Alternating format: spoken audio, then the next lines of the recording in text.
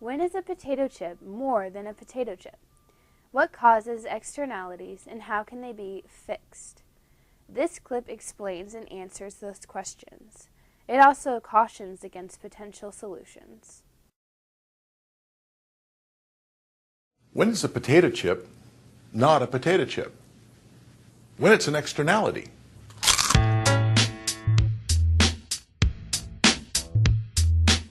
An externality is when a transaction between two people, call them Art and Betty, has an effect on a third person, Carl, without Carl's permission. Suppose Art sells Betty some potato chips. Now Betty really likes potato chips. She opens the bag, she's looking forward to eating the chips. As she eats them, she makes yum, yum, yum sounds. Just look at her, she loves it. But no matter how loud she is, there is no externality unless someone, like Carl, is there to hear her. Obviously, Art benefits from selling the product, and Betty benefits from buying the product, since this exchange was voluntary. But Carl's affected by a negative externality. He's harmed. He didn't get anything, but he has to listen to all that crunching, yum-yumming. It really annoys him. So it takes three to have an externality: a seller, a buyer, and at least one additional person who is not voluntarily a participant in the transaction. In a previous video, I claimed that prices can tell people the right thing to do. But if there are externalities, do prices tell us everything we need to know? The answer must be no, because with externalities, the price of something and its actual cost are different. The price is the amount Betty paid to Art, but the cost is the amount Betty paid to Art plus the cost to Carl of having Betty crunch potato chips in his ear during class. The problem of externalities is that prices do not capture all of the costs of the transaction. Instead, some of the costs are borne by people who never gave their permission. It seems like the solution would be to try to adjust price so that it coincides with the total cost. For many people, that means fix it with taxes.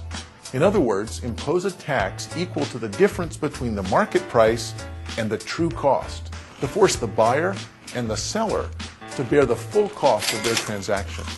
This is what economists call internalizing the cost. We may not need to resort to government action, of course. One way we solve externality problems is called manners. If Carl tells Betty her crunching is bothering him, she'll probably apologize and stop. Then there's bargaining, a solution proposed by R.H. Coase. If Carl complains, Betty might make a side payment, sharing her chips with Carl. Once Carl's crunching too, there are no externalities, only chips. Even if these solutions don't work, it may not be easy to fix it with taxes through state action. Remember, the problem is information. Prices don't contain the full information about cost. But where can accurate information be obtained?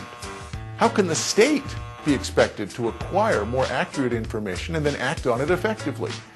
The most interesting answer to these questions came from the original scholar to propose fixing it with taxes, A.C. Pigou.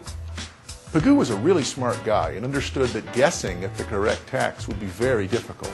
Back in 1920, Pigou said, "It is not sufficient to contrast the imperfect adjustments of unfettered enterprise with the best adjustment that economists in their studies can imagine. For we cannot expect that any state authority will attain, or even wholeheartedly seek, that ideal. Such authorities are liable alike to ignorance, to sectional pressure, and to personal corruption by private interest, a loud-voiced part of their constituents, if organized for votes, may easily outweigh the whole." The fix-it-with-taxes solution often has unintended bad consequences. The government has a knowledge problem, just like everybody else. Every economics student learns about externalities and Pigovian taxes, but professors rarely mention how hard Pigou himself thought it would be to get those taxes exactly right.